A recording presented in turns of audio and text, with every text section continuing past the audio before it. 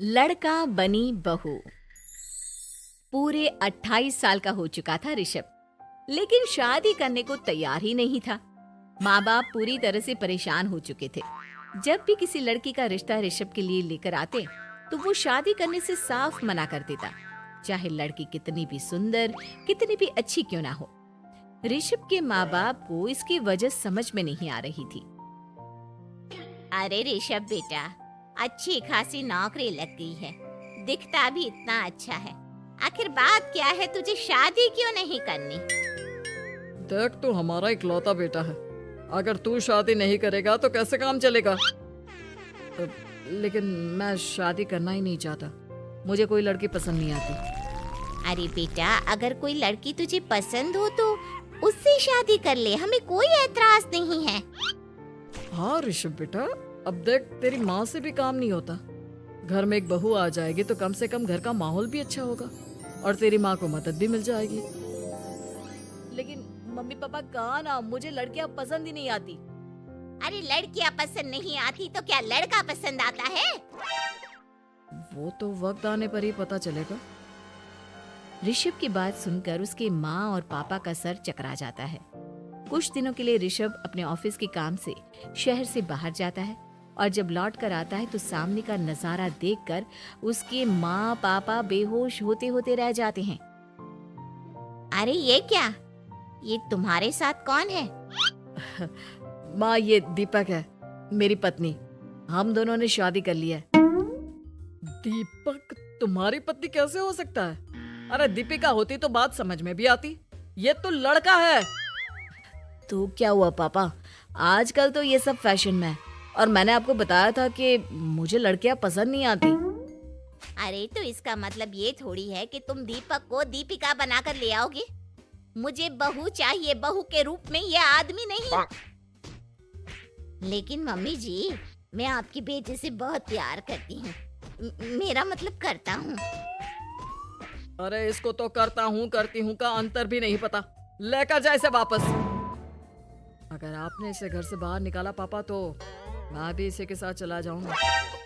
मैं ऋषभ के बिना जी नहीं सकती, मेरा मतलब जी नहीं सकता।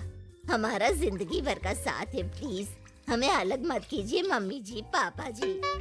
हे भगवान, ये तूने क्या दिन दिखाया? मेरे बेटे को थोड़ी अकल दे दे, लड़के को बहू बनाकर घर में ले आया है। अब क्या होगा, हम दुनिया को क्या मुंह दिखाएंगे? माँ, बेकार में परेशान हो रही हो। दीपक आपके सारे काम करेगी और एक अच्छी बहू की तरह आपके साथ रहेगी, देखना। पहले तो खुद तो क्लियर कर ले कि यह कुछ करेगा या करेगी, बाद में हम सोचते हैं कि हम क्या करें।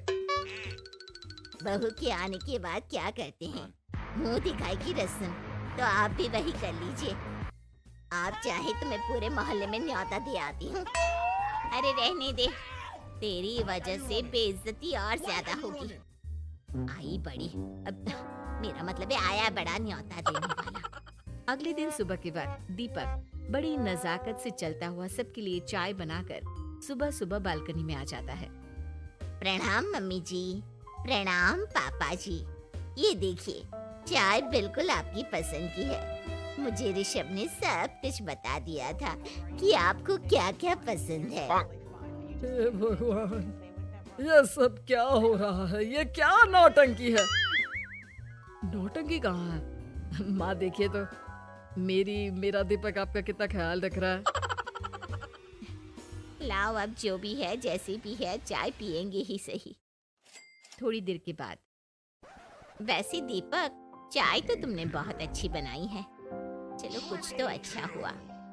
अगले दिन, अजी सुनते हैं, आज पैरों में बड़ा दर्द हो रहा है। लग रहा है घुटनों में फिर से कुछ न कुछ प्रॉब्लम हो रही है। डॉक्टर ने वो दवाई दी थी, उसकी मालिश करो ना अपने घुटनों पर, आराम मिल जाएगा। वो क्या है ना, खुद के हाथों से ठीक से मालिश नहीं हो पाती। अरे मम्मी जी, आपको परेशान होने की क्या जरूरत है, मैं हूँ ना। लाइए, मैं आपके पैरों पर मालिश कर देता हूँ, मेरा मतलब कर देती हूँ। अरे रहने दे, रहने दे। घर में बहू होती तो सेवा करती, यहाँ तो आदमी बहू बनकर बैठा हुआ है। मम्मी जी नाराज मत होइए, एक बार मुझे मौका तो दीजिए आपकी सेवा करने का। अच्छा ठीक है, ये ले दवाई लगा दे। दीपक बहुत अच्छे तरीके से घुटनों की मालिश करता है। थोड़ी देर के बाद इतना आराम मिल रहा है क्या बताऊं, ऐसा लग रहा है मेरे घुटनों में कभी तकलीफ थी ही नहीं। लगता है तुम्हारी लड़का बनी हुई बहू तुम्हें पसंद आने लगी है। ऐसा कुछ भी नहीं है, वो तो बस इतने अच्छे से मालिश की इसलिए मैंने इसकी तारीफ कर दी। मम्मी जी पापा जी आपस में लड़ाई नहीं करते। अच्छा आप ये बताइए शाम के खाने में क्या खाएंगे? पनीर दाल मखनी पुलाव, कुछ भी स्पेशल बता दीजिए। अरे भाई ये सारी चीजें मुझे तो खाने में बहुत ही पसंद है। तुम क्या कोई औरत हो जो पनीर दाल मखनी बनाओगी? हाँ, अरे लड़का हो तो लड़के की तरह बिहेव किया करो ना।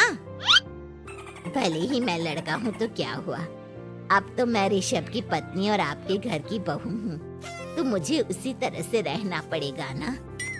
अच्छा ठीक है, जो तुम्हें पसंद है बना लो।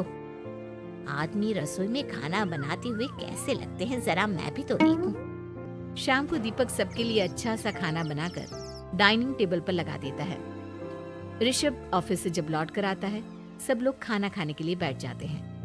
अरे वाह, क्या गजब का पनीर और दाल मखनी बनाई है। ऐसा जायका तो होटल के खाने में भी नहीं आता। दीपक कितना अच्छा खाना बनाती हो, मेरा मतलब बनाते हो। तुम्हारी इसी अदा की वजह से तो मुझे तुमसे प्यार हो गया। अरे बहुत हो गया, आदमी होकर आदमी से प्यार करते हो। अरे लेकिन कुछ भी कहो, जरा खाना खा कर तो देखो ऋषभ की माँ, मजा आ जाएगा। हाँ वैसे बात तो आपकी सही है, खाना तो वाकई में लाजवाब है। इतना स्वादिष्ट पनीर तो मैंने अपनी जिंदगी में नहीं खाया। कितना अच्छा होता अगर ये दीपिका होती। और फिर अगली सुबह कुछ ऐसा होता है जिसे देखकर ऋषभ के माँ और पापा ना केवल खुश होते हैं बल्कि हैरानी से उनकी आंखें फटी की फटी रह जाती हैं। उन्होंने जो नजारा अपनी आंखों के सामने देखा उसे देखकर उन्हें अपने आप पर भरोसा नहीं हुआ।